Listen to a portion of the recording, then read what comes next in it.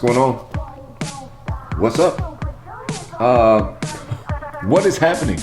Friends and family and friends, welcome. Welcome to this week's episode of Grover Takeover. I am MT Aunt Grover. You know I am the Grover. Before I get started, please make sure that you remember that I need for you to like. I need for you to subscribe if you're watching this on YouTube. Please comment. Let me know what you'd like to talk about. And don't forget to share. Sharing is caring. Remember that I need for you to share so that we can get this platform going and jumping, popping, doing all the good stuff that we want it to do so you can get more of me all of the time. Now, let me get right into this week's episode because, as usual, I do have a lot to talk about. I'm going to start off this week's on the somber note, as usual. We're going to talk about the Russian invasion. We all know that Putin is over there attacking people in the Ukraine. The worst part about this is that, just like I talked about last week, is that he is attacking civilians. He is attacking innocent people. It is a somber thing to discuss. I don't want to spend a lot of time on it because it just makes me sad, because I know that I've seen just countless pictures and then videos. They're trying to evacuate senior citizen homes because these people are in these homes and they're under the threat of being bombed. It's just really sad. It's really awful. And I don't have anything entertaining to say about this. The only thing I can say about it is, just like I said last week, Putin will get what he deserves. Now, and this is the thing. He had the audacity and the nerve to get up there, and he actually made a speech, earlier today. And he actually was speaking very civilly. But let's be very clear that Biden and a lot of countries in Europe and around the world are waging an economic war on Russia to try and put an end to this. It's senseless. And I'm glad that and of course they're also sending more troops, things of that nature. They're helping, they're getting involved. But the economic war is the thing that's going on right now, and that's why gas is costing so much. I'm about to skirt. I need to move along from that, because we know that, with Biden stopping the import of gas, oil, and coal into the U.S., we're about to, have some costly goods going on here. Chris Brown's rape allegation. Chris Brown, the girl accused the man of raping her. Now, see, this is the thing right here.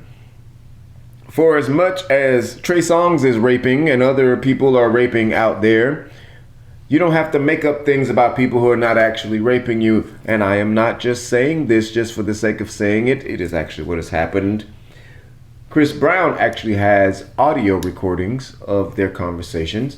He released these. The girl is saying to him, he is the best penis that she's ever had. She wants it again. If he doesn't want it again, then she understands, but just tell her so she'll leave him alone, because she doesn't want to seem like she's thirsty or stalking. She wants the penis multiple times. She's never had it that way. It was a whole lot. It was a whole lot. So yeah. Then after he did not respond, because what he did, he just didn't respond to any of this. She accused him of rape. Let me tell you something. Now, you can be a hoe. It's okay. It's okay. I mean, it's not okay, but it's okay. But you can't be out there accusing someone of rape just because they don't want your vagina again. He had it. You said it was the best, which means he had it. He had his way with it. Okay, he's ready to move on. This is Chris Brown we're talking about. There's probably been many vaginas. Many. So you can't get mad skirting 50 Cent.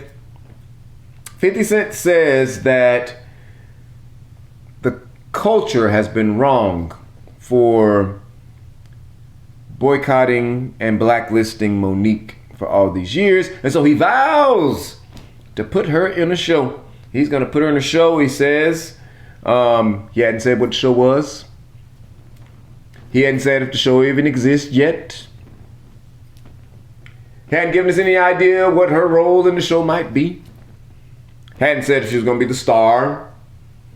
But he felt the need to tell us that he is going to put her in a show because they have sat up there and blackballed her, condemned her, you know, ever since the whole thing went down with her and the Oprah and the Tyler Perry. And I mean, ever since all that went down, like, you know, Monique swears that she's been blacklisted. She swears that, I mean, she's saying that she can't get work. People don't want to work with her. They want to say she's difficult, that she's hard to work with. Now, if you don't know the story of what happened, Monique, back when Precious was out, they wanted her to go around and do the promotional appearances and things of that nature so she could get the Oscar, the this, that, and the other. She felt like she should get paid for it. She wouldn't go. I don't know. This is my thing. You're an actor. You're in the movie. If they want you to go and be there at the premieres and all of these parties and all this stuff, I guess, I mean, I feel like you should go. But this is Monique's thing. She can feel however she wants. She's entitled. There's nothing wrong with it. Nothing wrong with it. Except that you don't ever work anymore. You and Daddy are over there still collecting Precious money, and that was a long time ago. Yeah, whatever. I was not going to talk about this, but I see I've got a little bit of extra time, so I'm going to go ahead and throw this in here too. Ryan Coogler, director of Black Panther, the movie, series Chadwick Boseman starred, all this money made, was mistaken for a bank robber. When I first saw this, let me tell you, when I first saw this, I was like, now, they need to just stop this mess where they just keep on just blaming black people for everything. But no, that is not what happened. It happened, but it didn't happen in the way I thought it happened. The man went to the Bank of America, where he has his account. He filled out a deposit slip. He filled out a withdrawal slip for $12,000. He then wrote on the back of the slip, I would like to withdraw $12,000 from my account. Please count the money elsewhere. I like to be discreet. End quote. The lady at the teller, at the counter, she was a black lady. This lady immediately thought it was an attempt of robbery. And she activated the little button that they push underneath the thing. And Coogler has been mistaken as a bank robber. Now, I know when the way I just told that story, you probably feel like I felt when I first heard the story. Like, oh, why'd that lady do that to him? Now you see, black people can't have anything. Well, herein lies the problem. Ryan Coogler had no business writing on the back of the deposit slip that he'd like to deposit $12,000. Ryan Coogler should have walked up to the counter, inserted his debit bank card to identify himself to the lady behind the counter, and then told this lady with his own mouth that he would like to withdraw $12,000. He could have said it quietly, could have whispered, could have leaned in. Either way, that's not what he did. He is just as much to blame as the crazy lady behind the counter that thought it was a robbery. What do you think? I do hope you have enjoyed this week's edition of Grover Takeover. Make sure that you remember that I need for you to like, I need for you to comment, I need for you to subscribe. If you're watching this on YouTube, reach down and click the notification bell so that you can be notified of all available content. I need for you to share. Sharing is caring. You guys sharing is what is going to get you more of me doing this tuning you right on in, taking right on over.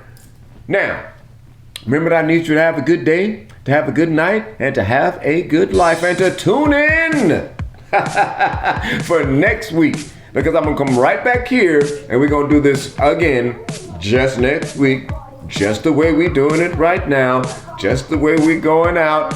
I love you. You know I love you. And I'll see you next week for the next episode of Grover Takeover.